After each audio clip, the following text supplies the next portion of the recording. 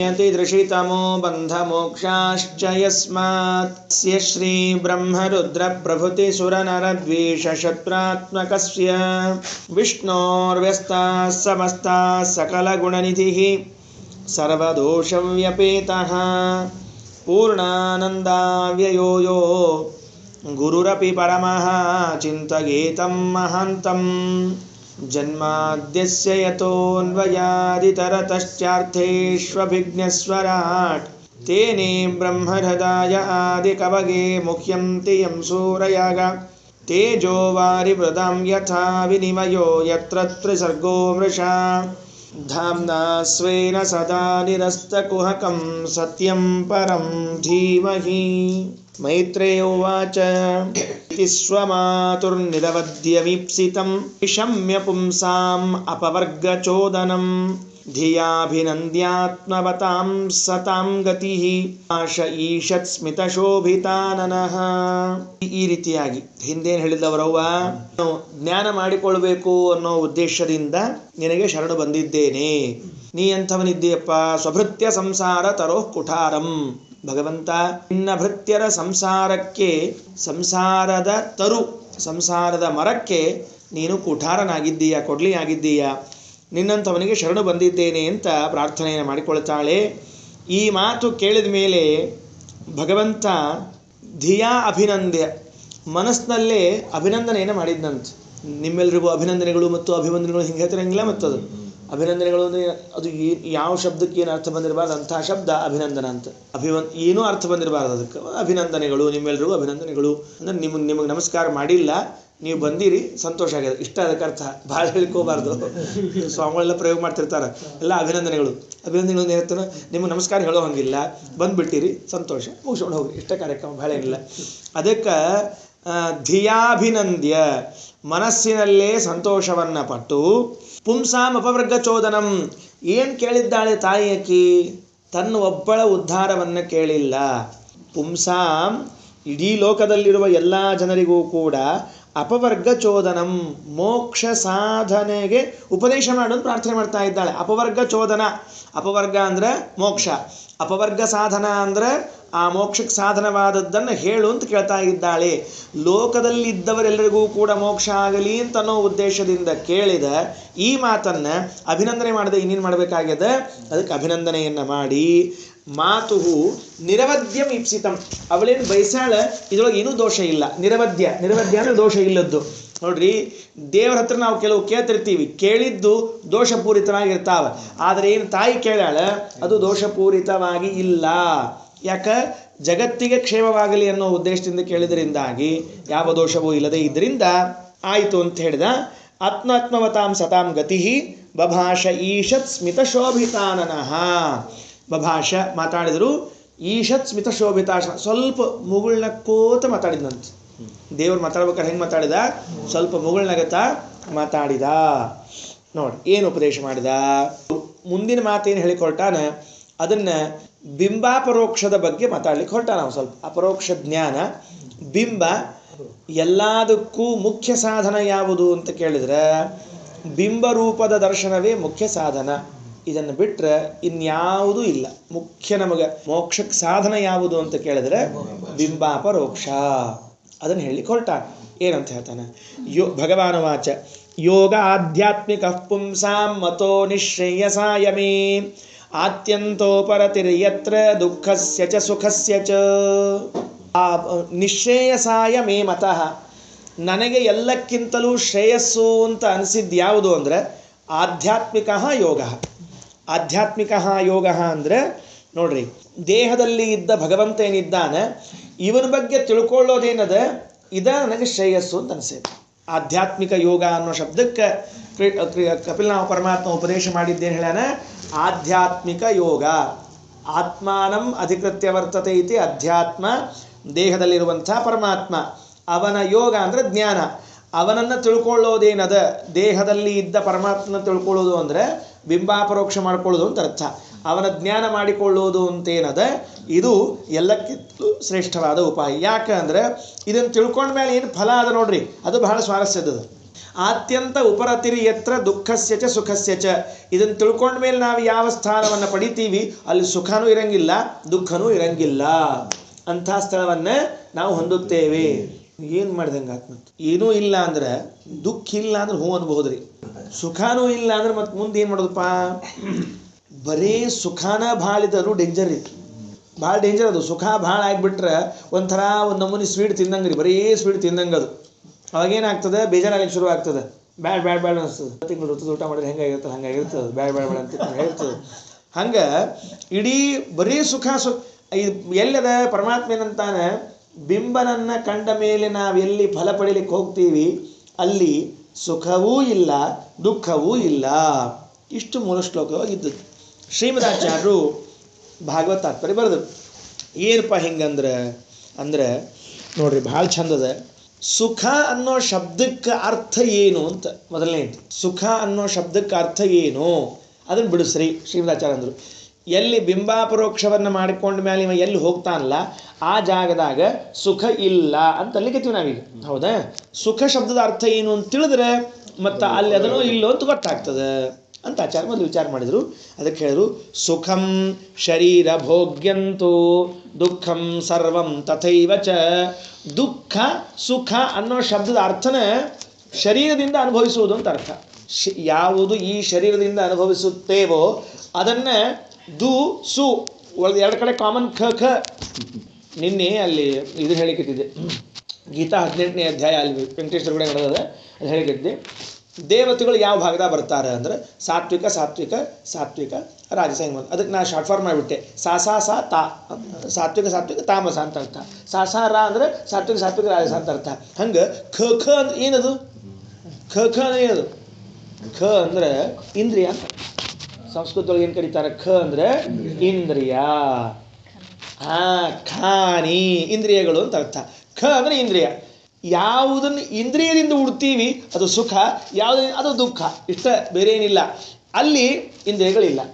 ಆದ್ದರಿಂದ ಇಂದ್ರಿಯಗಳಿಲ್ಲದೆ ಇದ್ದ ಸ್ಥಳದಲ್ಲಿ ಇಂದ್ರಿಯಗಳಿಂದ ಉಣ್ಣಬಹುದಾದದ್ದನ್ನು ಉಣ್ಲಿಕ್ಕೆ ಬರೋದಿಲ್ಲ. ಆದ್ದರಿಂದ ಅಲ್ಲಿ ಸುಖನೂ ಇಲ್ಲ ದುಃಖನೂ ಇಲ್ಲ ಅಂತ ಹೇಳಿದ್ದಾನೆ. ನೋಡಿ, ಖ ಅನ್ನೋ ಶಬ್ದಕ್ಕೆ ಇಂದ್ರಿಯ ಆದಂಥ ಅರ್ಥ ನೆನಪಾಗ್ಬೇಕ್ರಿ. ಯಾಕಂದ್ರೆ ಮಣಿಮಂಜರೋಗ ಹೇಳ್ತಾರೆ. ಮಣಿಮಂಜರೋಗ ದೈವಾದೇಹಾತ್ ಖಾನಿಂಚ ಅಂತ ಖ ಅನ್ನೋ ಶಬ್ದದ ಅಲ್ಲಿ ಬದಲು ಇಂದ್ರಿಯ ಅಂತ ತಿಳಿಸ್ಕೊಟ್ಟಾರೆ. ಅದಕ್ಕೆ ಖಾನಿ ಮುಗಿತಾ. ಆಮೇಲೆ ಮುಕ್ತವು ವಿಲಯ ಮಾಯಾತಿ. ಇವೆಲ್ಲವೂ ಕೂಡ ಬಿಂಬಾಪರೋಕ್ಷ ಆದ ಮೇಲೆ ಮೋಕ್ಷದಲ್ಲಿ ಏನಾಗ್ತದೆ? ವಿಲಯವಾಗ್ತಾವ. ಸುಖ ದುಃಖಗಳೆರಡೂ ಕೂಡ ಹೋಗ್ಬಿಡ್ತಾವ. ಮತ್ತು ಎರಡೂ ಹೋದ್ಮೇಲೆ ಗತಿ ಏನಪ್ಪ ಅಂದ್ರೆ ನಿತ್ಯಾನಂದಸ್ತು ಭುಜ್ಯತೆ. ಸ್ವಂತದ್ದೇನದ ಅದನ್ನಷ್ಟು ಉಣ್ತಾನ. ಸ್ವಂತ ಆನಂದ ಏನದ ಅದನ್ನು ಮಾತ್ರ ಭೋಗ ಮಾಡ್ತಾನ. ಉಳಿದಿದ್ದು ಹೊರಗಿಂದ ಏನು ಬಂದದ ಅದನ್ನು ಭೋಗ ಮಾಡುವುದಿಲ್ಲ. ಆದ್ದರಿಂದ ಯೋಗ ಆಧ್ಯಾತ್ಮಿಕ ಪುಂಸಾಂ, ಆಧ್ಯಾತ್ಮಿಕವಾದ ಪುರುಷರಿಗೇನದ ಆ ಆಧ್ಯಾತ್ಮಿಕ ವ್ಯಕ್ತಿ ಅಂದರೆ ಬಿಂಬಾಪರೋಕ್ಷ ಏನದ ಅದು ನಿಶ್ಚಯಸಾಯ ಮೇಮತಃ. ನಾನದನ್ನು ಏನು ತಿಳ್ಕೊಂಡಿದ್ದೇನೆ? ಬಹಳ ಶ್ರೇಷ್ಠವಾದದ್ದು ಅಂತ ತಿಳ್ಕೊಂಡಿದ್ದೇನೆ ಅಂತ ಹೇಳಿದ ಪರಮಾತ್ಮ. ಇನ್ನು ಅದಕ್ಕೊಂದು ಮತ್ತೆ ಆಧ್ಯಾತ್ಮ ಅನ್ನೋ ಶಬ್ದಕ್ಕೆ ಅರ್ಥ ಏನು ಅಂತ ಶ್ರೀಮದಾಚಾರ್ಯ ಪ್ರಶ್ನೆ ಮಾಡಿಕೊಂಡ್ರು. ಅದಕ್ಕೆ ಉತ್ತರ ಕೊಡ್ತಾರೆ. ಪರಮಾತ್ಮಾಧಿಕಂ ದೇಹೇ ಯದಧ್ಯಾತ್ಮಂ ತದೀರಿತಂ. ದೇಹದಲ್ಲೇನು ಭಗವಂತನಿದ್ದಾನೆ, ಭಗವಂತ ಮುಂತಾದ ದೇವತೆಗಳೇನಿದ್ದಾರೆ ಅವರ ಬಗ್ಗೆ ತಿಳ್ಕೊಳ್ಳೋದೇನದ ಇದನ್ನು ಅಧ್ಯಾತ್ಮ ಜ್ಞಾನ ಅಂತ ಕರೀತಾರೆ. ಅದನ್ನು ವಾಯುಸ್ಥಿತಿಯೊಳಗೆ ಅಧ್ಯಾತ್ಮ ಜ್ಞಾನ ನೇತ ಯತಿವರ ಮಹಿತೋ ಭೂಮಿಭೂಷಾ ಮಣಿರ್ಮೇ ಅಂದರೆ ಒಳಗಿದ್ದ ಭಗವಂತ, ತಾರತಮ್ಯ, ದೇವತೆಗಳು ಇವನ್ನೆಲ್ಲ ಹೇಳಿಕ್ಕೆ ಬಂದವರು ಆಚಾರ್ಯರು ಅಂತ ತಾತ್ಪರ್ಯ. ಆಯ್ತಾ? ಇನ್ನು ಮುಂದೆ ತಮಿಮಂತೆ ಪ್ರವಕ್ಷ್ಯಾಮಿ ಯಮವೋಚಂ ಪುರಾಣಗೆ ಋಷೀಣಾಂ ಶ್ರೋತು ಕಾಮಾನಾಂ ಯೋಗಂ ಉರ್ವಂಗ ನೈಪುಣಂ. ಅಮ್ಮ, ಆ ಯೋಗವನ್ನು ಜ್ಞಾನವನ್ನು ನಿನಗೆ ಹೇಳ್ಕೊಡ್ತೀನಿ. ಆ ಜ್ಞಾನ ಆಗ್ಲಿಕ್ಕೆ ಬೇಕಾದದ್ದು ಕೆಲವು ಅಂಶಗಳವ, ಅವನ್ನೂ ಹೇಳ್ಕೊಡ್ತೀನಿ. ಬರೇ ಜ್ಞಾನ ಅಷ್ಟೇ ಅಲ್ಲ, ಆ ಜ್ಞಾನಕ್ಕೆ ಬೇಕಾದ ಅಂಗಗಳನ್ನು ಹೇಳಿಕೊಡ್ತೇನೆ. ಋಷೀಣಾಂ ಶ್ರೋತು ಕಾಮಾನಾಂ. ನಿನಗಷ್ಟ ಈಗ ಹೊಸದಾಗಿ ಹೇಳಿಕತ್ತೀನಿ ಅಂತ ತಿಳ್ಕೊಬೇಡ. ಹಿಂದೆ ನನ್ನ ಹತ್ರ ಕೆಲವು ಋಷಿಗಳು ಬಂದು ಕೇಳ್ಕೊಂಡು ಹೋಗ್ಯಾರ, ಇದನ್ನು ಹೇಳ್ರಿ ಅಂತ ತಿಳ್ಕೊಂಡು ಅವರಿಗೂ ಹೇಳಿದ್ದೇನೆ. ಇದನ್ನು ಹೇಳ್ರಿ ಅಂತೇನು ಕೇಳಲಿಕ್ಕೆ ಬಂದಾರ, ಆ ಋಷಿಗಳಿಗೆ ಹೇಳಿದ್ದನ್ನು ನಿಂಗೆ ಹೇಳಿಕತ್ತೀನಿ ಅಂದ್ರೆ ಇದನ್ನು ಅನೇಕ ಜನ ಕೇಳ್ಯಾರ ಅಂತ ಅನ್ನೋದಕ್ಕೆ ಅದ್ರ ಮೇಲೆ ವಿಶ್ವಾಸ ಹುಡ್ತದೆ. ಮೊದಲೇ ಸರ್ತಿ ನಿಮಗೆ ಹೇಳಿಕತ್ತೀನಿ ಅಂದರೆ ಖರೇನೋ ಸುಳ್ಳು ಯಾರಿಗೆ ಗೊತ್ತು. ಮೊದಲೇ ಸಲ ವೃತ್ತ ಮಾಡ್ಲಿಕ್ಕೆ ಅಂತ ಕೇಳ್ತಿರ್ತಾರೆ ನೋಡ್ರಿ. ಯಾಕೆ ಹೇಳ್ರಿ? ಸೌಟ್ ಎದ್ದು ಬಿಟ್ಟೇನು ತೊಳಿ ತೊಳಿ ಅಂತ ಇರ್ತಾರೆ. ಇದು ಮೊದಲೇ ಸಲ ಇರ್ತದ ಲಕ್ಷಣ. ಮೊದಲೇ ಸಲ ವ್ರತ ಮಾಡಿದ್ದ ಅಂದ್ರೆ ಸೌಟ್ ತೊಳಿ ಅಂತಾನವ. ಅಂದ್ರೆ ಎರಡು ಇರ್ತಾವಲ್ಲ ಮನೆಯೊಳಗೆ, ವ್ರತ ಎರಡು ಇರ್ತಾವಲ್ಲ, ಇಲ್ಲಿ ಹ್ಯಾಕ್ ಹಿಂಗು ತೊಳಿ ತೊಳಿ ತೊಳಿ ಅಂತ ಮೊದಲೇ ಸಲ ಇರ್ತದ್ರಿ. ಖರೇ ವ್ರತ ಮಾಡಿದವ ಏನಿರ್ತಾನಲ್ಲ 2 ಸೌಟ್ ಇಟ್ಬಿಟ್ಟಿರ್ತಾನವ, ಇರೋದಿಲ್ಲ. ಭಾಳ ಎಕ್ಸ್ಪೀರಿಯನ್ಸ್ ಆಗಿತ್ತು ಅಂದ್ರೆ 2 ಸೌಟ್ ಬಂದಿರ್ತಾವ. ಈ ಮೊದಲೇ ಸರ್ತಿ ಇರ್ತ ನೋಡ್ರಿ, ಹಾಕಿದ್ರೆ ಹಾಕಿ ತೊಳಿ ತೊಳಿ ತೊಳಿ ಅಂತಿರ್ತಾನೆ. ಹಂಗೆ ಇದು ಮೊದಲೇ ಸರ್ತಿ ಹೇಳಿಗತ್ತಿಲ್ಲ, ಇದನ್ನು ಅನೇಕ ಬಾರಿ ಹೇಳಿದ್ದೇನೆ. ಜನ ಎಲ್ಲ ಇದನ್ನು ಕೇಳಿದ್ದ ಋಷಿಗಳು, ಅವ್ರಿಗೆ ಹೇಳಿದ್ದನ್ನು ನಿಂಗೆ ಹೇಳ್ತಾ ಇದ್ದೀನಿ. ಏನು ಸರಿ ನೋಡ್ರಿ. ಈಗ ಮೊದಲನೇ ಏನು ಮಾಡ್ತಾರೆ ಅಂದರೆ, ಈ ಭಗವಂತನ ದರ್ಶನಕ್ಕೆ ಬೇಕಾದ, ಅವನ ಜ್ಞಾನಕ್ಕೆ ಬೇಕಾದ, ಅಂದರೆ ಬಿಂಬಾಪರೋಕ್ಷದ ಜ್ಞಾನಕ್ಕೆ ಬೇಕಾದ ಸಾಧನೆಗಳನ್ನು ಹೇಳ್ತೀನಿ ಅಂತ ಶುರು ಮಾಡಿದ ದೇವರು. ಏನು ಸಾಧನ, ಯಾವುದನ್ನು ಸಾಧನ ಅಂತ ಕರೀಬೇಕು? ಚೇತಃ ಖಲ್ವಸ್ಯ ಬಂಧಾಯ ಮುಕ್ತಯೇ ಚಾತ್ಮನೋ ಮತಂ ಗುಣೇಶು ಸಕ್ತಂ ಬಂಧಾಯ ರತಂ ವಾ ಪುಂಸಿ ಮುಕ್ತಯೇ. ಮನೋವಶೀಕರಣ ಇದು ಪ್ರಥಮ ಸಾಧನ. ಇವರು ಬರೀತಾರೆ ಯಾದವಾರ್ಯರು ಮತ್ತು ಇವರು ವಿಜಯಧ್ವಜ ತೀರ್ಥರಿಬ್ಬರು ಕೂಡ ಪ್ರತಿಜ್ಞಾತ ಯೋಗ ಸಾಫಲ್ಯ ಸಾಧನಾಯ ಮನೋವಶೀಕರಣಂ ಪ್ರಥಮ ಸಾಧನ ಇತ್ಯಾಹ. ಮನೋವಶೀಕರಣ ಏನದ, ಇದು ಪ್ರಥಮ ಸಾಧನ. ಮೋಕ್ಷ ಮಾರ್ಗದಲ್ಲಿ ದೇವರನ್ನು ಕಾಣಬೇಕು ಎಂಬ ಅಪೇಕ್ಷೆ ಇದ್ದಲ್ಲಿ ಪ್ರಥಮ ಸಾಧನ ಯಾವುದು? ಮನಸ್ಸಿನ ವಶೀಕರಣ. ಅವರು ಜ್ಯೋತಿಷ್ಯದ ಮೇಲೆ ಬೋರ್ಡ್ ಬರೆದಿರ್ತಾರೆ ನೋಡ್ರಿ, ಅಲ್ಲಿ ಹೊರಗೆ ಹೋಟೆಲ್ ಮುಂದೆ ಬೋರ್ಡ್ ಇಟ್ಟಿರ್ತಾರೆ, ವಶೀಕರಣವನ್ನು ಮಾಡಿಕೊಳ್ಳಲಾಗುತ್ತದೆ. ಯಾರು ನಿಮ್ಮನ್ನು ಬಿಟ್ಟು ಹೋಗಿರ್ತಾರೆ, ಗಂಡ ಹೆಂಡತಿ, ಇವ್ರನ್ನೆಲ್ಲ ವಶೀಕರಣ ಮಾಡಿಕೊಳ್ಳಲಾಗುತ್ತೆ. ಅವು ಯಾವ ವಶೀಕರಣ ಮಾಡೋದು ಬೇಕಾಗಿಲ್ರಿ, ಮನಸ್ಸೊಂದು ವಶೀಕರಣ ಆಗಿದ್ರೆ ಎಲ್ಲ ಬರೋಬ್ಬರಿ ಇರ್ತದೆ. ಅದಕ್ಕೆ ವಶೀಕರಣ, ಮನಸ್ಸಿನ ವಶೀಕರಣವನ್ನು ಹೇಳಬೇಕು ಅಂತ ಹೇಳಿದ್ರು ನೋಡ್ರಿ. ಚೇತಃ ಖಲು ಅಸ್ಯ ಬಂಧಾಯ ಮುಕ್ತಯ ಚ ಆತ್ಮನೋ ಮತಂ. ಇದು ಈ ಮನಸ್ಸೇನದ ಈ ಜೀವನ ಬಂಧನಕ್ಕೂ ಕಾರಣ, ಮೋಕ್ಷಕ್ಕೂ ಕಾರಣ. ಒಂದ ಮನಸ್ಸು. ಅದಕ್ಕೆ ಪ್ರಶ್ನೆ ಮಾಡ್ಕೋತಾರೆ ವಿಜಯಧ್ವಜ ತೀರ್ಥರು, ಏಕಸ್ಯ ಕಾರ್ಯದ್ವಯ ಆಪಾದನ ಸಾಮಗ್ರಿತ್ವಂ ಕಥಂ. ಒಂದು ಎರಡು ಹೆಂಗೆ ಕೆಲಸ ಮಾಡ್ತದೆ? ಅದು ಒಂದು ಕೆಲಸ ಮಾಡ್ತದೆ. ಒಂದ ಮನಸ್ಸು ಬಂಧನಕ್ಕೆ ಹಾಕ್ತದೆ ಅಂತ ಹೇಳ್ರಿ, ಇಲ್ಲ ಮನಸ್ಸು ಮೋಕ್ಷಕ್ಕೆ ಹಾಕ್ತದೆ ಅಂತ ಹೇಳ್ರಿ. ಒಂದ ಮನಸ್ಸು ಅದು ಮೋಕ್ಷಕ್ಕೂ ಕಾರಣ ಬಂಧನಕ್ಕೂ ಕಾರಣ ಅಂತ ಹಿಂಗೆ ಅನ್ಬ್ಯಾಡ್ರಿ. ಎರಡೆರಡು ಮಾಡ್ಲಿಕ್ಕೆ ಆಗಂಗಿಲ್ಲ ನಮಗೆ, ಒಂದು ಯಾವ್ದಾರು ಮಾಡ್ಲಿಕ್ಕೆ ಬರ್ತದೆ. ಏಕಕಾಲದಲ್ಲಿ ಎರಡು ಕೆಲಸ ಮಾಡೋದು ಕಷ್ಟ ಸಾಧ್ಯ. ಏಕಕಾಲದಲ್ಲಿ ಒಂದು ಏಕ ವ್ಯಕ್ತಿ ಎರಡೆರಡು ಮಾಡೋದು ಕಷ್ಟ ಆಗೋದಿಲ್ಲ. ಅದು ಹೆಂಗೆ ಅಂತ ಕೇಳ್ತಾ ಇದ್ದಾರೆ. ಇದ್ರ ಮೇಲೆ ಒಂದು ಚೇತಃ ಅನ್ನೋ ಶಬ್ದಕ್ಕೆ ಅರ್ಥ ಏನು ಅಂದರೆ ಮನಸ್ಸು ಅಂತ ಅರ್ಥ. ಚೇತ ಶಬ್ದಕ್ಕೆ ಅರ್ಥ ಮನಸ್ಸು ಅಂತ ಅರ್ಥ. ವಿಜಯಧ್ವಜ ತೀರ್ಥರ ಅಂತಾರೆ, ಹೊಸದಾಗಿ ಅರ್ಥ ಕೊಡ್ತಾರೆ. ಮನಸ್ಸಿಗೆ ಯಾಕೆ ಚೇತ ಅಂತ ಕರೆದಾರೆ? ಯಾವ ಅಭಿಪ್ರಾಯದಿಂದ ಮನಸ್ಸಿಗೆ ಚೇತ ಅಂತ ಕರೀತಾರೆ ಅಂದರೆ, ಚಿನೋತಿ ಆತ್ಮನಿ ಮಲಂ ಇತಿ ಚೇತಃ ಮನಃ. ಚಿನೋತಿ ಅಂದ್ರೆ ಆರಿಸೋದು ಅಂತ ಅರ್ಥ ರೀ. ಚಿನೋತಿ ಅಂದ್ರೆ ಅರ್ಥ ಏನು? ಆರಿಸೋದು, ಸಂಗ್ರಹಿಸುವುದು ಅಂತ ಅರ್ಥ. ಚುನ್ನೇಕ ಚುನನ, ಆ ಚುನನ ಏನದ ಅದು ಚಿನೋತಿ ಆಗಿದೆ. ಹಿಂದಿ ಒಳಗೆ ಚುನ್ನ ಅಂತ ಕರೀತಾರೆ ಅದಕ್ಕೆ. ಇನ್ನೊಂದದ ಚುನ್ನ ಅಂದ್ರೆ ಸುಣ್ಣ ಅಂತ ಅರ್ಥ. ಮತ್ತೆ ಚುನ್ನ ಲಗಾಯ ಅಂದ್ರೆ ಸುಣ್ಣ ಅಂತ ಅದೊಂದದ. ಮತ್ತೆ ಅದಕ್ಕೆ ಚುನನ ಅದು ಚಿನೋತಿ, ಸುಣ್ಣ ಜಾಸ್ತಿ ಹೆಚ್ಚಾನಂತ ಅರ್ಥ ಅದಕ್ಕೆ. ಅದಕ್ಕೆ ಚಿನೋತಿ ಚಿನೋತಿ ಚಿನೋತಿ ಅನ್ನೋ ಶಬ್ದಕ್ಕೆ ಸಂಗ್ರಹಿಸುವುದು ಅಂತ ಅರ್ಥ. ಆ ಸಂಗ್ರಹಿಸುವುದು ಅನ್ನೋದನ್ನು ಏನು ಸಂಗ್ರಹ ಮಾಡ್ತದೆ ಅಂತ ಕೇಳಿದರೆ, ಮಲವನ್ನು ಸಂಗ್ರಹ ಮಾಡ್ತದೆ. ಅದಕ್ಕೆ ಅದೇನಂತ ಚೇತಃ ಅಂತ ಕರೀತಾರೆ. ಬೇಡವಾದ ವಿಷಯಗಳನ್ನೆಲ್ಲ ಮನಸ್ಸಿನಲ್ಲಿ ಸಂಗ್ರಹಿಸ್ಕೊಂಡು ಇಟ್ಕೊಂಡಿರ್ತದೆ. ಆದ್ದರಿಂದ ಆ ಮನಸ್ಸಿಗೆ ಏನು ಕರೆದಾರ? ಚೇತಃ ಅಂತ ಕರೆದಾರ. ನೋಡ್ರಿ, ಇಷ್ಟು ದಿವಸ ಚೇತ ಅಂತ ಯಾಕೆ ಕರೆದ ಗೊತ್ತಿರಲಿಲ್ಲ ನಮಗೆ. ವಿಜಯಧ್ವಜ ತೀರ್ಥರು ಹೊಸದಾಗಿ ಅರ್ಥ ಬರೀತಾರೆ. ಚಿನೋತಿ ಆತ್ಮನಿ ಮಲಮಿತಿ ಚೇತಃ. ಮನಸ್ಸು ಹೆಂಗದ? ಬ್ಯಾಡಾದ ಅವು ಏನಂತಾರೆ ಅದಕ್ಕೆ ಕಸಗಳನ್ನು ಹೆಚ್ಚು ತುಂಬಿಕೊಂಡು ಕೂತಿರ್ತದೆ ಮನಸ್ಸಿನಾಗ. ಆದ್ದರಿಂದ ಅದಕ್ಕೆ ಆಯ್ತು ಸರಿ. ಇನ್ನು ಎರಡು ಹೆಂಗೆ ಆಗಬೇಕು ಅಂತ ಕೇಳಿದ್ರೆ ಒಂದಾಗ್ತದೆ ವ್ಯವಸ್ಥೆ. ಏನಾಗ್ತದೆ? ಗುಣೇಶು ಸಕ್ತಂ ಬಂಧಾಯ ರತಂ ವಾ ಪುಂಸಿ ಮುಕ್ತಯೇ. ಆ ಮನಸ್ಸು ಗುಣಗಳಲ್ಲಿ ಆಸಕ್ತವಾದರೆ ಬಂಧನಕ್ಕೆ ಬೀಳಿಸ್ತದೆ. ಆ ಮನಸ್ಸು ಪುರುಷನಲ್ಲಿ ಆಸಕ್ತವಾದರೆ ಮುಕ್ತಿಯನ್ನು ಗೊಳಿಸ್ತದೆ. ಇಷ್ಟ ಅಗದಿ ಸರಳ ವಿಷಯವನ್ನು ಹೇಳಿಬಿಟ್ರು. ಗುಣೇಶು ಸಕ್ತಂ ಬಂಧಾಯ. ಇದೇ ಮನಸ್ಸು ಗುಣದಲ್ಲಿ ಸಕ್ತವಾದರೆ ಬಂಧನ, ಇದೇ ಮನಸ್ಸು ಪುರುಷನಲ್ಲಿ ಸಕ್ತವಾದರೆ ಮೋಕ್ಷ. ಗುಣ ಅಂದರೆ ಯಾವುದು? ಪಂಚಭೂತಗಳಿಗೆ ಒಂದೊಂದು ಗುಣ ಅವ. ಪಂಚಭೂತಗಳಿಗೆ ಏನು ಗುಣ ಅವ, ಅವಕ್ಕೆ ಇನ್ನೊಂದು ಹೆಸರನ್ನ ಏನು ಕರಿತೀವಿ? ತನ್ಮಾತ್ರ ಅಂತ ಕರಿತೀವಿ ನಾವು. ಅದಕ್ಕೆ ಒಂದೊಂದಕ್ಕೆ ಏನು ಕರೀತಾರೆ? ಗುಣ. ಏನು ಗುಣ ಅದು? ಶಬ್ದ ಸ್ಪರ್ಶ ರೂಪ ರಸಗಂಧಗಳೆಂಬ ಗುಣಗಳು. ನೋಡ್ರಿ ಎಷ್ಟು ಚಂದದ. ಇವಕ್ಕೆಲ್ಲ ಏನು ಕರೀತಾರೆ? ಗುಣ ಅಂತ ಕರೀತಾರೆ. ಶಬ್ದ ಸ್ಪರ್ಶ ರೂಪ ರಸಗಂಧಗಳಿಗೆ ಗುಣ ಅಂತ ಹೆಸರು. ಗುಣೇಶು ಸಕ್ತಂ, ಈ ಮನಸ್ಸು ಗುಣಗಳಲ್ಲಿ ಆಸಕ್ತವಾಯಿತು ಅಂದ್ರೆ ಶಬ್ದದಲ್ಲೇ ಆಸಕ್ತವಾಗಿತ್ತು ಅಂದರೆ ಬಂಧನಕ್ಕೆ ಬೀಳ್ತದೆ. ಸ್ಪರ್ಶದಲ್ಲಿ ಆಸಕ್ತವಾದರೆ ಬಂಧನಕ್ಕೆ ಬೀಳ್ತದೆ. ರೂಪದಲ್ಲಿ ಆಸಕ್ತವಾದರೆ ಬಂಧನಕ್ಕೆ ಬೀಳ್ತದೆ. ರಸದಲ್ಲಿ ಆಸಕ್ತ ಆದರೆ ಬಂಧನಕ್ಕೆ ಬೀಳ್ತದೆ. ಆಮೇಲೆ ಶಬ್ದ ಸ್ಪರ್ಶ ರೂಪ ರಸ ಗಂಧದಲ್ಲಿ ಆಸಕ್ತ ಆದರೆ ಬಂಧನಕ್ಕೆ ಬೀಳ್ತದೆ. ಬಂಧನಕ್ಕೆ ಬೀಳಲಿಕ್ಕೆ ಏನು ಕಾರಣ?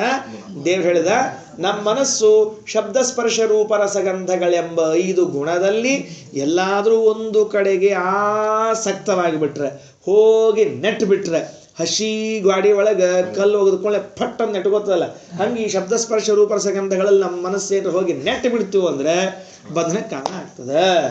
ಇನ್ನು ಇದ ಮನಸ್ಸು ಪುಂಸಿ, ಪುರುಷನಲ್ಲಿ ಆಸಕ್ತವಾದರೆ ಆಗೇನಾಗ್ತದೆ? ಪುರುಷನಲ್ಲಿ ಆಸಕ್ತವಾದರೆ ಏನಾಗ್ತದೆ? ಮೋಕ್ಷ ಆಗ್ತದೆ. ಪುರುಷ ಯಾರು? ಪರಮಾತ್ಮಗೆ ಪುರುಷ ಅಂತ ಕರೀತಾರೆ. ಏನ್ರಿ ಅವಂಗೆ ಯಾಕೆ ಪುರುಷ ಅಂತ ಕರೀತಾರೆ? ಮತ್ತು ಉಳಿದವ್ರು ಪುರುಷ ಹೌದೋ ಅಲ್ಲೋ? ಉಳಿದವರು ಅವನ ಹೆಸರು ಇಟ್ಟುಕೊಂಡು ಪುರುಷರು ಇವರೆಲ್ಲ. ಅಂದ್ರೆ ಫೋಟೋದಾಗಿನ ಹುಲಿ ಹೆಸರು ಇಟ್ಕೊಂಡ್ರು ಹುಲಿ, ಅದು ಖರೆ ಹುಲಿ ಅಲ್ಲದು. ಫೋಟೋದಾಗಿನ ಹುಲಿ ಏನದ? ಅದು ಹೆಸರು ಇಟ್ಕೊಂಡ್ರು ಹುಲಿ. ಹಂಗೆ ನಾವೆಲ್ಲ ಹೆಸರಿಟ್ಕೊಂಡ್ರು ಪುರುಷರು. ಪುರುಷ ಅಂತ ಏನು ಕರೀತಾರೆ? ಪುರುಷ ಅಂತ ಯಾಕೆ ಕರೀತಾರೆ ದೇವರಿಗೆ ಅಂದರೆ, ಪುರು ಬಹಳವಾದ, ಶ 6 ಗುಣಗಳು ಯಾರಿಗವನೋ ಅವ ಪುರುಷ ಅಂತ ಅರ್ಥ. ಶ ಅಂದ್ರೆ ಷಡ್ಗುಣ. ಯಾವ ಷಡ್ಗುಣ ಅದು? ಐಶ್ವರ್ಯಸ್ಯ ಸಮಗ್ರಸ್ಯ ವೀರ್ಯಸ್ಯ ಯಶಸ್ಶ್ರಿಯ ಜ್ಞಾನ ವೈರಾಗ್ಯೋಶ್ಚೈವ ಷಣ್ಣ ಭಗ ಇತೀರಣ. ಈ 6 ಗುಣಗಳನ್ನು ಉಳ್ಳವನಾದದ್ದರಿಂದ ಪರಮಾತ್ಮನಿಗೆ ಪುರುಷ ಅಂತ ಕರೀತಾರೆ. ಅಥವಾ ಪುರ ಅಂದ್ರೆ ಊರು. ಪುರ ಅಂದ್ರೆ ಊರು. ಪುರಂದಾಸರದೊಂದು ಹಾಡದ್ರಿ, ಊರ ಮಾಡಬೇಕಣ್ಣ, ಊರೊಳಗ ದೇವರ ಮಾಡಬೇಕಣ್ಣ ಅಂತ ಒಂದು ಹಾಡದ. ಇಷ್ಟು ಚಂದ ಬರ್ದಾರ ಹೇಳ್ತೀನಿ, ನುಡಿದಿಲ್ರಿ. ಮನೆ ನಾನು ಒಬ್ಬನೇ ಹೈದರಾಬಾದಕ್ಕೆ ಹೋಗಿದ್ದೆ. ಅವ್ರು ಬಂದರು, ಆಚಾರ್ಯ ನಮಗೆ 4ನೇ ತಾರೀಕು ದೊಡ್ಡ ಎಕ್ಸಾಮ್ ಅದ ನಮ್ಮದು, ವಿಶ್ವವಿದ್ಯಾಲಯದ್ದು ಅಂದರು. ನನಗೆ ಅರ್ಥ ಆಯ್ತು ಯಾವ ವಿಶ್ವವಿದ್ಯಾಲಯ ಅಂತೆಲ್ಲ ಅರ್ಥ ಆಯ್ತು. ಅದಕ್ಕೆ ನಮಗೊಂದು ಸ್ವಲ್ಪ ಇದನ್ನು ಅಸೈನ್ಮೆಂಟ್ ಬರೆದು ಕೊಡ್ರಿ ಅಂತ ಹೇಳಿದ್ದೆ. ಅವಾಗ ಆ ಅಸೈನ್ಮೆಂಟ್ ನಮ್ಮ ಕಡೆ ಬರ್ಸ್ಕೊಂಡು ಅಲ್ಲಿ ಹೋಗಿ ಪಾಸ್ ಆಗ್ಬಿಡೋದು. ಈಗ ಅದಕ್ಕೆ ಅದರೊಳಗೆ ಆಗ ಹಾಡು ನೋಡ್ಲಿಕ್ಕೆ ನೋಡ್ಬೇಕಾದ್ರೆ ಅವು ಸಾಮಾಜಿಕ ದೃಷ್ಟಿ ಅಂತ ಕೇಳಿದ್ರು ಅವರು. ಇದು ನೋಡಿದೆ, ಹಾಗೆ ಬರ್ದಾರೆ, ಊರ ಮಾಡಬೇಕಣ್ಣ, ಊರೊಳಗೆ ದೇವರ ಮಾಡಬೇಕಣ್ಣ, ಊರೊಳಗೆ ದೇವರ ಮಾಡಬೇಕಣ್ಣ, ಬಿಂಬಾಪರೋಕ್ಷ ಮಾಡ್ಕೋಬೇಕು ಅಂತ ಬರ್ದಾರೆ. ಇಟ್ಟು ಚಂದದ ಹಾಡು. ಇದನ್ನ ಸಂಗ್ರಹ ಮಾಡಿ, ಶಾಸ್ತ್ರದನ್ನು ಸಂಗ್ರಹ ಮಾಡಿ ಭಾಳ ಚಂದ ಬರೆದಿಟ್ಟರು ಹಾಡದನ್ನು. ಅದು ಗೂಢ ಅಂದ್ರೆ ಗೂಢದ. ಊರು ಮಾಡಬೇಕು, ಊರೊಳಗೆ ದೇವ್ರು ಮಾಡಬೇಕು. ಏನು ಅರ್ಥ ಅದಕ್ಕೆ? ಊರೊಳಗೆ ಏನು ದೇವ್ರು ಮಾಡೋದಿರ್ತದೆ ತಲೆ ಅಂದರೆ, ಊರು ಅಂದರೆ ದೇಹ, ಈ ದೇಹದೊಳಗೆ ಒಂದು ದೇವ್ರು ಮಾಡಬೇಕು ಅಂದರೆ ದೇವ್ರನ್ನ ಕಾಣಬೇಕು ಅಂತ ಅರ್ಥ ಅದಕ್ಕೆ ಹೇಳಿದ್ರು ರಥಂ ವಾ ಪುಂಸಿ ಮುಕ್ತಾಯ. ಪುರು ಅಂದ್ರೆ ಊರು. ಈ ಪುರು ಊರೇನಿದೆ, ಈ ಊರಿಗೆ ಉಷ ಅಂದ್ರೆ ಬೆಂಕಿ. ಉಷ ಅಂದ್ರೆ ಅರ್ಥ ಬೆಂಕಿ ಅಂತ ನೋಡ್ರಿ. ಒಟ್ಟ ಅರ್ಥ ಇರಬಾರ್ದ್ರಿ, ಏನೇನು ಶಬ್ದ ಇರ್ತಾವ ಒಳಗೆ. ಪುರ ಅಂದ್ರೆ ಊರು. ಉಷ ದಾಹೆ ಅಂತ ಸಂಸ್ಕೃತ ಧಾತು ಅದು. ಸಂಸ್ಕೃತದೊಳಗೆ ಉಷದಾಹೆ. ಪುರು ಊರಿಗೆ ನಿರಂತರವಾಗಿ ಉಷ ಅಂದ್ರೆ ದಾಹ ಅಂದ್ರೆ ಅದಕ್ಕೆ ಟೆಂಪ್ರೇಚರ್ ಅದನ್ನು ಕೊಡೋನು ಯಾವಿದ್ದಾನೆ ಅವನೇನು ಕರೀತಾರೆ? ಪುರುಷ ಅಂತ ಕರೀತಾರೆ. ಹೋಗ್ಯಾರೋ ಇದ್ದಾರೋ ನೋಡಿ ಹೇಳ್ರಿ. ಏನು ನೋಡ್ತಿ? ಹೆಂಗೆ ಹೇಳ್ತೀರಿ? ತಣ್ಣಗಾಗಿತ್ತು ಅಂದ್ರೆ ತಣ್ಣಗಾಗ್ರಿ, ನೀನು ಕಜಮೆ ಬೇಡ್ರಿ. ಬಿಸಿ ಇದ್ರೆ ಇದ್ದಾರಂತ ಅರ್ಥ. ಹಾಗಾದ್ರೆ ಈ ಪುರವನ್ನು ನಿರಂತರವಾಗಿ ಬಿಸಿ ಬಿಸಿಯಾಗಿ ಇಟ್ಟರು ಯಾರಿದ್ದಾನಲ್ಲ ಅವ ಪುರುಷ. ಪುರು ಅಂದ್ರೆ ಬಹಳವಾದ, ಶ ಅಂದ್ರೆ ದಾನ. ಪುರುಷ ಅಂದ್ರೆ ಭಾಳ ದಾನ ಕೊಡ್ತಾನೆ. ಆದ್ದರಿಂದ ದೇವ್ರಿಗೆ ಏನು ಕರೀತಾರೆ? ಪುರುಷ ಅಂತ ಕರೀತಾರೆ. ಅವ ಭಾಳ ಕೊಟ್ಟ ಅಂತಾರೆ, ಎಲ್ಲರಿಗೂ ದಾನ ಪಾನ ಎಲ್ಲ ಭಾಳ ಕೊಟ್ಟಾನೆ, ಹೀಗಾಗಿ ಅವ ಪುರುಷ ಅಂತ ಕರೀತಾರೆ. ಇದಕ್ಕೆ ಹೇಳಿದರು ಪುಂಸಿ ಮುಕ್ತಯೇ, ಪುರುಷನಲ್ಲಿ ನಮ್ಮ ಮನಸ್ಸು ಆಸಕ್ತವಾದರೆ ಅದು ಮೋಕ್ಷಕ್ಕೆ ಕಾರಣ ಆಗ್ತದೆ. ಇಷ್ಟ ಒಂದೇ ತೆಗಿಲಿಕ್ಕೂ ಬರ್ತದೆ, ಹಾಕ್ಲಿಕ್ಕೂ ಬರ್ತದೆ. ಮನಸ್ಸು ಮೋಕ್ಷಕ್ಕೂ ಕಾರಣ, ಬಂಧನಕ್ಕೂ ಕಾರಣ ಅಂತ ಹೇಳಿದರು. ಸರಿ, ಇದು ಸಾಮಾನ್ಯ ಇಷ್ಟು ದಿವಸ ನಾವು ಕೇಳ್ಕೋತ ಬಂದು ಕಥೆ ಇತ್ರಿ. ಇನ್ನೊಂದು ಮತ್ತೆ ಹೊಸ ಕಥೆ ಶುರು ಮಾಡ್ತಾರೆ ನಾವು. ಏನು ಅಂದರೆ, ಅಪರೋಕ್ಷ ಜ್ಞಾನ ಆಗಲಿಕ್ಕೆ ಮನೋವಶೀಕರಣ ಬೇಕು. ಅದನ್ನು ಈಗ ಹೇಳಿದರು. ಚೇತಸ್ಸು ಮನೋವಶೀಕರಣ ಇದು ಮೊದಲು ಅಂತ. ಮನಸ್ಸಿಗೆ ಏನು ಹೆಸರು? ಚೇತ ಅಂತ ಹೆಸರು. ಯಾಕೆ? ಬೇಡಾದದ್ದೆಲ್ಲ ತಂದು ಕೂತದ ಅಂತ. ಅದನ್ನೊಂದು ಸ್ವಲ್ಪ ತಿಳಿ ಮಾಡ್ರಿ ಅಂತಂತಾರೆ. ಬೇಡಾದದ್ದು ಏನು ಕೂತದ? ಕಿಟಕಿಯೊಳಗೆ, ಮನೆಯೊಳಗೆ ಜಾಡಗಳು ಕೂತಿರ್ತದೆ. ಆಮೇಲೆ ಕನ್ನಡಿ ಮೇಲೆ, ಇದ್ರ ಮೇಲೆ ಜಾಡಗಳು ಕೂತ. ಹಂಗೆ ಏನು ಕಸ ಕೂತದ, ಏನು ಬೇಡಾದದ್ದು ಕೂತದ, ಅದು ನಮ್ಮ ಸ್ವಲ್ಪ ತಿಳಿಸ್ರಿ ಅಂತ ಹೇಳಿದ್ರೆ ಅದಕ್ಕೆ ಹೇಳಿದರು ಅಹಂ ಮಮ ಅಭಿಮಾನೋತ್ತೈಃ ಕಾಮಲೋಭಾದಿಭಿರ್ಮಲೈಃ ವೀತಂ ಯದಾ ಮನಃಶುದ್ಧಂ ಅದುಃಖಮಸುಖಂ ಸಮಂ ತದಾ ಪುರುಷ ಆತ್ಮಾನಂ ಕೇವಲಂ ಪ್ರಕೃತಿಃ ಪರಂ ನಿರಂತರಂ ಸ್ವಯಂ ಜ್ಯೋತಿರಣಿಮಾಣಮಖಂಡಿತಂ ಜ್ಞಾನವೈರಾಗ್ಯಯುಕ್ತೇನ ಭಕ್ತಿಯೋಗೇನ ಚಾತ್ಮನ ಪರಿಪಶ್ಯತ್ಯುದಾಸೀನಾಂ ಪ್ರಕೃತಿಂಚ ಹತೌಜಸಂ. 3 ಶ್ಲೋಕ ಒಂದು ವಿಷಯವನ್ನು ಹೇಳಿಕೊಳ್ತದೆ. ಎಷ್ಟು ತಿಳಿಸ್ಲಿಕ್ಕಾಗ್ತದೆ ಅಷ್ಟು ತಿಳಿಸ್ತೀನಿ, ಯಾಕಂದ್ರೆ ಎಲ್ಲ ತಿಳಿಸ್ತೀನಿ ಅಂತ ಹೋಗಬಾರ್ದ್ರಿ. ಹೋದ್ಸಲ ಬಂದಾಗ ನೀವು ಇದನ್ನು ಹೇಳಿದ್ದೇ ಇಲ್ಲ ಉಪನ್ಯಾಸದಾಗ ಅಂತ ಎಲ್ಲೋ ಒಂದು ಕಡೆ ಕೇಳಿದ್ರು ನನಗೆ. ನಾ ಅಂದೆ ಹೋದ್ಸಲ ಬಂದಾಗ ಇದನ್ನು ಹೇಳಿದ್ರೆ ಈ ಸಲ ನೀವ್ಯಾಕೆ ಕರೆಸ್ತಿದ್ರಿ ನನ್ನ ಅಂತ ಕೇಳಿದ. ಈ ಸಲ ಹೇಳಿಕೆ ಬೇಕಲ್ಲ ಮತ್ತೆ. ಅದನ್ನ ಹೋದ್ಸಲ ಹೇಳಿದ್ರೆ ಹೇಳ್ಬಿಡೋದು, ಅದು ಗೊತ್ತ ಬಿಡ್ರಿ ಹೋದ್ಸಲ ಹೇಳ್ದು ಹೇಳ್ಯಾರ ಆಚಾರ ಅಂತ ಹಿಂಗಾಗ್ಬಿಡ್ತಿತ್ತು, ಅದಕ್ಕೆ ಹಂಗಾಗಬಾರ್ದು. ನೋಡಿ ಎಷ್ಟು ಚಂದದ ಅಂದರೆ, ಒಂದು ಮಲ ಕೂತದಂತ ಮನಸ್ಸಿನಲ್ಲಿ ಮಲ ಸೇರಿಕೊಂಡಿದೆ. ನೋಡ್ರಿ ಬೇರೆ ಬೇರೆ ಕಡೆ ಆಹಾರ ತಿಂದಾಗ ಮಲ ಆಗೋದು ನಮ್ಗೆ ಗೊತ್ತದ. ಎಷ್ಟು ವಿಚಿತ್ರದಂದ್ರೆ ಮನಸ್ಸಿನಲ್ಲಿ ಒಂದು ಮಲ ಅದ. ಮನಸ್ಸಿನಲ್ಲಿ ಕೂತು ಹೊಲಸು ಯಾವುದು ಅಂದರೆ ಏನಾರ ತಿಂದಾಗ ಅದು ಹುಟ್ಟಬೇಕು. ಏನೂ ತಿಂದ ಮಲ ಅಂತರೂ ಆಗಂಗಿಲ್ಲ. ಸುಳ್ಳು ಏನೂ ಇಲ್ಲ. ಕಣ್ಣಾಗ ಮಲ ಬರ್ತದೆ, ಕಿವಿಯೊಳಗೆ ಬರ್ತದೆ, ಮೂಗಿನೊಳಗೆ ಒಟ್ಟು ಮಲ ಅಂತ ಬರ್ತಿರ್ತದೆ. ಹಿಂಗೆ ಬಂದ ಹೊತ್ತಿನೊಳಗೆ ದೇಹದಿಂದ ಮಲ ಅದ, ಮನಸ್ಸಿನೊಳಗೆ ಒಂದು ಮಲ ಅದ. ಈ ಮಲ ಇದು ಹೋಗೋದು ಹೊರತು ಮನಸ್ಸು ದೇವರನ್ನು ಕಾಣಲಿಕ್ಕೆ ರೆಡಿ ಆಗಂಗಿಲ್ಲ. ಕಪಿಲ ಪರಮಾತ್ಮನ ಮೊದಲು ಆದೇಶ ಏನು ದೇವ್ರದು, ಅಮ್ಮ ಮೊದಲು ಮನಸ್ಸಿನಾಗಿನ ಹೊಲಸು ಏನದ ಅದನ್ನು ತೆಗಿ. ಯಾವುದು ಹೊಲಸು ಅಂದರೆ ಕಾಮ ಲೋಭ, ಇದು ಮಲ ಅಂತ. ಕಾಮಲೋಭಗಳೇನವ ಇವು ಮನಸ್ಸಿಗೆ ಹತ್ತಿದ ಕೊಳೆಗಳು ಮಲಗಳು. ಇನ್ನೇನು ಇಲ್ರಿ, ಮನಸ್ಸಿನಾಗ ಎರಡವ, ಕಾಮ ಲೋಭ. ಕಾಮ ಲೋಭ ಹೌದು, ಈ ಎರಡವ ಅಲ್ಲ. ಇವು ಏನು ತಿಂದದ್ದಕ್ಕೆ ಅಥವಾ ಏನು ಇದ್ದದ್ದಕ್ಕೆ ಹುಟ್ಟಿ ಏನು ಬಂದಾವ ಹೇಳ್ರಿ ನೋಡಂತ ಅಂದ್ರೆ ಅಹಂ ಮಮ ಅಭಿಮಾನ ಉತ್ತೈಹಿ. ಅದನ್ನು ಹಿಂಗೆ ಜೋಡಿಸ್ಬಿಟ್ಟಾನ ದೇವರು ಅಂದ್ರೆ ಹೊಡೆದು ಬಿಡ್ಬೇಕ್ರಿ ಕಪಾಳಕ್ಕೆ. ಯಾರಿಗೆ ಹಂಗೆ ಉಳಿಸ ಅಹಂಕಾರದಿಂದ ಒಂದು ಹುಟ್ಟೇದ, ಮಮಕಾರದಿಂದ ಒಂದು ಹುಟ್ಟೇದ. ಅಹಂಕಾರ ಒಂದು, ಮಮಕಾರ ಒಂದು. ಅಹಂಕಾರದಿಂದ ಕಾಮ, ಮಮಕಾರದಿಂದ ಲೋಭ. ಹುಷಾರಾಗಿರ್ರಿ ಅಂತ ನಮಗೆ. ಅದಕ್ಕೆ ಅಹಂ ಮಮ ಅಭಿಮಾನೋತ್ತೈಹಿ, ಅಹಂಕಾರ ಮಮಕಾರಗಳಿಂದ. ಅಹಂಕಾರನೂ ಒಂದು ಅಭಿಮಾನ, ಮಮಕಾರನೂ ಒಂದು ಅಭಿಮಾನ. ಇಷ್ಟ ನೋಡ್ರಿ ಎಷ್ಟು ವಿಚಿತ್ರದ ಅಂದ್ರೆ ಅಹಂ ಮಮ ಅಭಿಮಾನೋತ್ತೈಹಿ, ಅಹಂ ಎಂಬ ಅಭಿಮಾನ, ಮಮ ಎಂಬ ಅಭಿಮಾನ. ಈ ಅಭಿಮಾನದಿಂದ ಹುಟ್ಟಿದ ಮಲ ಯಾವುದು ಅಂತ ಕೇಳಿದ್ರೆ ಕಾಮ ಲೋಭ. ಈ ಮಲ ಎಲ್ಲಂಟೆದ ಮನಸ್ಸಿಗೆ ಅಂಟೆದ. ಈಗೇನಾಗಬೇಕಿದು ಮನಸ್ಸು ಈ ಇದನ್ನ ತೊಳಿಬೇಕ್ರಿ. ತೊಳಿಲಿಲ್ಲ ಅಂದ್ರೆ ಏನಾಗ್ತದೆ ಅಂದ್ರೆ ಅದು ನಾವೊಂದು ಕಥೆ ಕೇಳಿದ್ರಿ. ಹಾ ಹಾ ಹಾ ಹಾ ಬೀಜ ಮಾತು ಏನು ಕೇವರ ಬದುಕು ಉತ್ತಮ ಬದುಕು ಬೀಜ ಮಾತು. ನಮ್ಮ ಮುಂಡ್ರಿಗೆ ಬಿಂದಾಣ ಏನು ಹೇಳಿದ್ರೆ ಬೀಜ ಮಾತು ಹೇಳ್ಬಿಡಿ. ಆರ್ಸ್ ಎಂದೋ ಒಂದ್ಸಲ ಢಮಸ್ಬಿಟ್ಟಿರ್ತಾರ. ಆತ ಮುಸುರಿ ತೊಳೆಯಬೇಕಣ್ಣ ಹೌದಿಲ್ಲ. ಈಗ ನೋಡ್ರಿ ಮಜಾ ಹೇಳ್ತೀನಿ. ಏನಾತು, ಮನಸ್ಸಿನ ಮಲ ಏನದ ಇದು ಕಾಮ ಲೋಭ ಅಂತೇನದ ಇದು ಎಲ್ಲಿ ತನಕ ಅದು ಸ್ವಚ್ಛ ಆಗಂಗಿಲ್ಲ ಅಲ್ಲಿ ತನಕ ಆ ಮನಸ್ಸು ಯಾವುದಕ್ಕೂ ಉಪಯೋಗ ಬೀಳುವುದಿಲ್ಲ. ಒಬ್ಬ ರಾಜ ಇದ್ದ, ಅವ ಒಂದು ಡಂಗೂರು ಸಾರಿಸಿದ. ಏನು ಸಾರಿಸಿದ ಅಂದ್ರೆ ನಮ್ಮ ಫ್ಯಾಮಿಲಿ ಫೋಟೋ ಅಂದರೆ ಅವತ್ತಿನ ಕಾಲಕ್ಕೆ ಫ್ಯಾಮಿಲಿ ಚಿತ್ರ, ನಮ್ಮ ಪರಿವಾರದವರ ಚಿತ್ರವನ್ನು ಯಾರು ಅತ್ಯಂತ ಚಂದ ತೆಗಿತೀರಿ ಅವ್ರಿಗೆ ನಾ ಎಷ್ಟು ಬಹುಮತಿ ಕೊಡ್ತೀನಿ. ಎಲ್ಲರೂ ಪರೀಕ್ಷೆ ಆಯ್ತು, ಒಂದಿಬ್ಬರು ಚಿತ್ರಕಾರರು ಪಾಸ್ ಆದರು, ಇಬ್ಬರು ಉಳಿದವ್ರಲ್ಲ ಫೇಲ್ ಹೋದು. ಎಷ್ಟೋ ಮಂದಿ ಪ್ರಯತ್ನ ಮಾಡಿದ್ರು. ಆ ನೀಲಾನ್ ವಿವಾಹಕ್ಕೆ, ರುಕ್ಮಿಣಿ ವಿವಾಹಕ್ಕೆ ಬಂದಿದ್ರಲ್ಲ, ಬಂದೆಲ್ಲ ಫೇಲ್ ಆಗಿ ಹೋದ್ರು. ಹಂಗೆ ಹೋದು ಕೆಲವೆಲ್ಲ. ಇಬ್ಬರು ಉಳಿದ್ರು. ಅವ ಹೇಳಿದ ಟೈಮ್ ಎಷ್ಟು, ಇಬ್ಬರು 6 ತಿಂಗಳು ಟೈಮ್ ಕೇರವ್ರು. ನಮ್ಗೆ 6 ತಿಂಗಳು ಟೈಮ್ ಬೇಕು ಅಂದರೆ ನಿಮ್ಮ ಎಲ್ಲರದು ಫ್ಯಾಮಿಲಿ ಫೋಟೋ ನಾವು ಚೆಂದಾಗಿ ತೆಗಿತೀವಿ ಅಂತ ಹೇಳು. ಎಲ್ಲಿ ಆ ಮಹಾರಾಜ ತೋರಿಸ್ದ, ಇಂಥ ಜಾಗ ಅಂತ ತೋರಿಸ್ದ. ಒಂದು ಅರಮನೆಯೊಳಗೆ ಒಂದು ಗಾಡಿ, ಆ ಗಾಡಿಗೆ ತೋರಿಸಿದ್ರು. ಇಬ್ಬರು ಕರ್ಟನ್ ಹಾಕಿಬಿಟ್ರೆ, ಯಾಕಂದ್ರೆ ಫೋಟೋ ತೆಗಿಯೋ ತನಕ ನಾವು ಯಾರಿಗೂ ತೋರ್ಸಂಗಿಲ್ಲ ಅಂತ ಹೇಳು. ದಿವಸ ಬೆಳಿಗ್ಗೆ ಸಂಜೆ ತನಕ ಇಬ್ಬರು ಚಿತ್ರಕಾರ ಒಳಗೆ ಹೋಗ್ಬೇಕು, ತೆಗಿಬೇಕು. ಒಬ್ಬ ಚಿತ್ರಕಾರ ಬಣ್ಣ, ಡಬ್ಬಿ, ಬ್ರಷು ಎಲ್ಲ ತೊಗೊಂಡು ಹೋಗ್ತಿದ್ರಿ. ಇನ್ನೊಬ್ಬ ಚಿತ್ರಕಾರ ಪೇಂಟ್ ಇಲ್ಲ, ಬಣ್ಣಿಲ್ಲ, ಏನೇನಿಲ್ಲ. ಸುಮ್ಮ ದಿವಸ ಹೋಗೋದು, ಬೆಳಿಗ್ಗೆ ಸಾಯಂಕಾಲ ತನಕ ಕೂಡೋದು, ಹೊರಗೆ ಬರೋದು, ಮತ್ತು ಬೆಳಿಗ್ಗೆ ಹೋಗಿ 6 ತಿಂಗಳಾಯ್ತು ರೀ. ಈ ಸೇವಕರು ಊರಿನಾಗ ಇದ್ದವರೆಲ್ಲ ಸುದ್ದಿ ಹೋಗ್ತು. ಮೊದಲೇ ಚಿತ್ರಕಾರ 2 ದಿವ್ಸಕ್ಕೆ 3 ದಿವ್ಸಕ್ಕೆ ಪೇಂಟ್ ತೀರ್ತು ತರ್ರಿ ಅಂದ್ರೆ ಅಂತಾನೆ. ಒಟ್ಟು ಪೇಂಟ ತರವಲ್ಲಿ, ಏನು ತರವಲ್ಲಿ, ಏನು ಮಾಡ್ಲಿಕ್ಕತ್ತಾನೆ, ಏನು ಚಿತ್ರ ತೆಗಿಲಿಕ್ಕತ್ತಾನೆ, ಎಲ್ಲರಿಗೂ ಮೋಸ ಮಾಡ್ತಿರ್ಬೋದು ಅಂತ ಅನ್ಕೊಂಡ್ರು. 6 ತಿಂಗಳಾಯ್ತು. ಮೊದಲೇದ ಒಂದು ಪ್ರಸಂಗ ಬಂತು, ತೆಗೆದ ನಾವು ಕರ್ಟನ್ ತೆಗೆದ ಹೇಳ್ತೀನಿ, ಏನು ಚಿತ್ರ ತೆಗೆದಿದ್ದ ಎಲ್ಲರೂ ಶಬಾಷ್ ಶಬಾಷ್ ಶಬಾಷ್ ಭಾರಿ ಆಗಿತ್ತು. ಎಷ್ಟು ಚಂದ ಆಗಿತ್ತು ಅಂದರೆ ಆ ರಾಜನ ಹೆಂಡತಿ, ಮಕ್ಕಳು ಎಲ್ಲರೂ ಇಷ್ಟು ಅದ್ಭುತ ಕಾಣಿಸ್ಲಿಕ್ಕತ್ತೀರ ಆ ಪೇಂಟ್ ಒಳಗೆ ಅಂದರೆ ಭಾರಿ ಚಂದ ಕಾಣಿಸ್ಲಿಕ್ಕತ್ತೀರ. ನೋಡಿದ್ರು, ಮಾರ್ಕ್ ಹಾಕಿದ ಇಷ್ಟಕ್ಕೆ ಅಂತ ಹೇಳ್ದ. 2ನೇ ಚಿತ್ರಕಾರ ಕಡೆಗೆ ಬಂದ. ಕರ್ಟನ್ ತೆಗೆದ ಹೇಳ್ತೀನಿ, ಏನು ಆನಂದ ಆತ್ರಿ ರಾಜಾಗ ಹೇಳ್ತೀನಿ, ಭಾರಿ ಆನಂದ ಆಯ್ತು. ಯಾಕೆ ಆನಂದ ಆಯ್ತು ಅಂದ್ರೆ ಅವ್ ಮೊದಲೇನವೇನು ಚಿತ್ರ ತೆಗೆದಿದ್ದ ಆ ಚಿತ್ರ ಎಲ್ಲ ಗ್ವಾಡಿ ಮ್ಯಾಲ ಇದ್ದವು ರೀ. ಇವೇನು ಚಿತ್ರ ತೆಗೆದಿದ್ದ ಎಲ್ಲ ಗ್ವಾಡಿ ಒಳಗಿದ್ದು. ಅವ ಆಶ್ಚರ್ಯ ಆಯ್ತು, ಗ್ವಾಡಿ ಒಳಗೆ ಹೆಂಗೆ ತೆಗೆದಿವ. ಈಗ ನೋಡ್ರಿ, ಯಾರ ಪೇಂಟ್ ಮ್ಯಾಲ ತೆಗಿತಿರ್ತಾರೆ, ಗ್ವಾಡಿ ಒಳಗೆ ಹೆಂಗೆ ಪೇಂಟ್ ಆಯ್ತು ಅಂತ ಒಂದು ತಲೆ ಬರೋದು ತೆಗೆದ.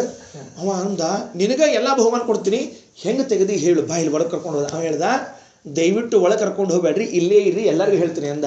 ಏನು ಅಂದ್ರೆ, ನಾ ಏನು ಪೇಂಟ್ ತೆಗೆದಿಲ್ಲ, ಏನು ತೆಗೆದಿಲ್ಲ, ಗ್ವಾಡಿ ಏನಿತ್ತು 6 ತಿಂಗಳಿಂದ ತಿಕ್ಕಿ ತಿಕ್ಕಿ ತಿಕ್ಕಿ ಸ್ವಚ್ಛ ಮಾಡೀನಿ. ಆ ಗ್ವಾಡಿ ಸ್ವಚ್ಛ ಆದಾಗ ನಿಮ್ಮ ಎಲ್ಲಾರ ಪ್ರತಿಬಿಂಬ ಮೂಡ್ಯದ, ಅದೇ ಕಾಣಿಸ್ತೇವೆ ಅಂತ ಹೇಳಿ. ನಾ ಬೇರೆ ಏನೂ ಮಾಡಿಲ್ಲ, ನಾ ಏನು ಪೇಂಟ್ ತೆಗೆದಿಲ್ಲ, ಗ್ವಾಡಿನ ಕಲ್ಲಿನ ಗ್ವಾಡದು ತಿಕ್ಕಿ ತಿಕ್ಕಿ ತಿಕ್ಕಿ 6 ತಿಂಗಳಿಂದ ಸ್ವಚ್ಛ ಲಕ ಮಾಡೀನಿ. ನೀವು ನಿಂತ್ಕೊಳ್ಳಿ, ನಿಮ್ಮ ಪ್ರತಿಬಿಂಬ ಮೂಡ್ಬಿಟ್ಟದೆ. ಹಿಂಗಾಗಿ ಚಿತ್ರ ಒಳಗೆ ಕಾಣಿಸ್ತೇವೆ. ಅವೇನು ತೆಗೆದಿದ್ದ ಅವ ಮ್ಯಾಲ ತೆಗೆದಿದ್ದರಿ. ಇವೇನು ತೆಗೆದಿಲ್ರಿ. ಇವೇನು ಮಾಡಿದ ಅಂದ್ರೆ ಗ್ವಾಡಿ ಸ್ವಚ್ಛ ಮಾಡಿದ ಅಷ್ಟ. ಸ್ವಚ್ಛ ಆದ್ರೆ ಪ್ರತಿಬಿಂಬ ತಾನ ಮೂಡ್ತದೆ, ಇಲ್ಲೇ ಇದ್ರೆ ಉಳಿಕ್ ಹೋಗ್ಲಿ. ಇದೇ ಮುಸುರಿ ತೊಳೆಯಬೇಕಣ್ಣ, ಮರದ ಮುಸುರಿ ತೊಳೆಯಬೇಕಣ್ಣ. ಬಿಂದಣ್ಣ ನಿಮ್ದೆ ಹೇಳಿದೆ. ಆದ್ರಿಂದ ಅಹಂ ಮಮ ಅಭಿಮಾನೋತ್ತೈಹಿ ಕಾಮಲೋಭಾದಿವಿರ್ಮನಃ. ನೋಡ್ರಿ ಎಷ್ಟು ಮಹತ್ವದ ಮಾತು ಹೇಳ್ತಾನೆ. ಕಾಮಲೋಭಾದಿವಿರ್ಮಲೈಹಿ, ಅದು ಇಷ್ಟು ಮಲ ಅದು ಅಂದರೆ ನೋಡ್ರಿ, ನಮಗೆ ಎಲ್ಲದಕ್ಕೂ ಶುದ್ಧಿ ಹೇಳ್ಯಾರ. ಮಲಮೂತ್ರ ವಿಸರ್ಜನೆ ಮಾಡಿದ್ರೆ ಮೃತ್ತಿಕಾ ಹಚ್ಕೊಳ್ರಿ, ಇದು ಹಚ್ಕೊಳ್ರಿ. ನಾವೆಲ್ಲ ಸೋಪ್ ಹಚ್ಕೋತೀವಿ, ಆ ವಿಷಯ ಬೇರೆ, ಅದೆಲ್ಲ ಹೇಳಿಕ್ ಹೋಗ್ಬಾರ್ದು, ಎಲ್ಲರ ಮುಂದೆ ಹೇಳಿಕ್ ಹೋಗ್ಬಾರ್ದು. ಹಂಗೆಲ್ಲ ಸೋಪ್ ಹಚ್ಕೋತೀವಿ, ಅದು ಮೃತ್ತಿಕಾ ಅದ ರೀ ಸ್ವಾಮಿ. ಸೋಪ್ ಮೃತ್ತಿಕಾ ಅಲ್ಲೇನೆ ಮತ್ತೇನ್ರಿ, ಅದು ಬಂಡಿಂದ ಮಾಡಿರ್ತಾರೆ. ಈ ಅನುಸಂಧಾನ ಅರ್ಥ ಸಿದ್ಧಾಂತ ಮುಳಿಗೆ ಹೋಗ್ಬೇಕು ಇವ್ರ ಅನುಸಂಧಾನಕ್ಕೆ.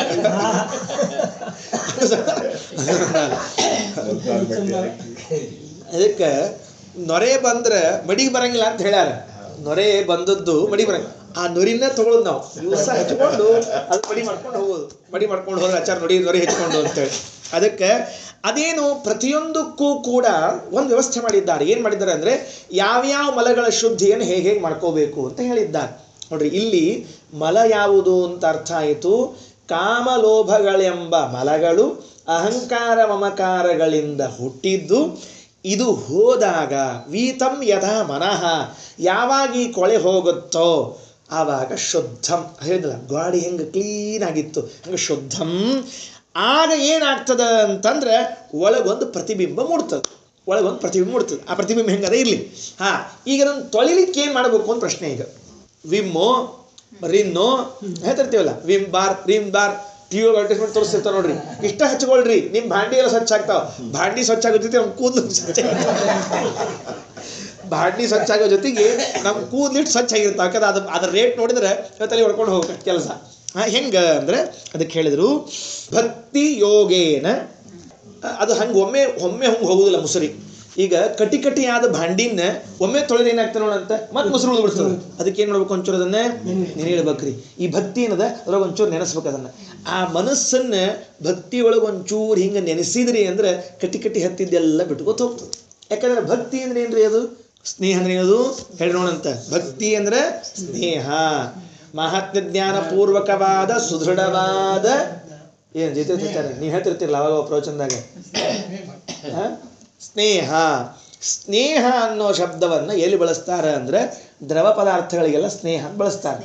ಸ್ನಿಗ್ಧವಾದ ಪದಾರ್ಥಗಳೇನವಲ್ಲ ಅದರೊಳಗೆ ಇದನ್ನು ನೆನೆ ಇಡಬೇಕು ಒಂಚೂರು. ಆ ಭಕ್ತಿ ಒಳಗೆ ಈ ಮನಸ್ಸೇನದ ಕಟಿಯಾದ ಮನಸ್ಸು ಅದರ ಒಂಚೂರು ನೆನೆ ಇಡಬೇಕು. ಅದು ಹಂಗೆ ನೆನೆ ಇಟ್ಟರೆ ಸ್ವಲ್ಪ ಕೆಲಸ ಆಗಂಗಿಲ್ರಿ. ಅದಕ್ಕೆ ಇನ್ನೆರಡು ಸೇರಿಸ್ಬೇಕಂತ ಮತ್ತೊಂಚೂರು.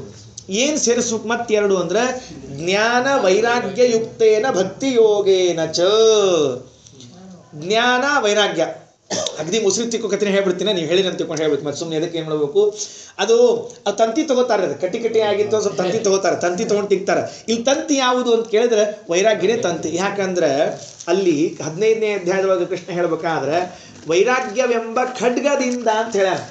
ವೈರಾಗ್ಯವೆಂಬ ಖಡ್ಗದಿಂದ ಈ ಸಂಸಾರವನ್ನು ಕತ್ತರಿಸ. ಖಡ್ಗ ಅಂದ್ರೇನು, ಚೂಪಾದ ಒಂದು ತಗಡಿನ ಪದಾರ್ಥ.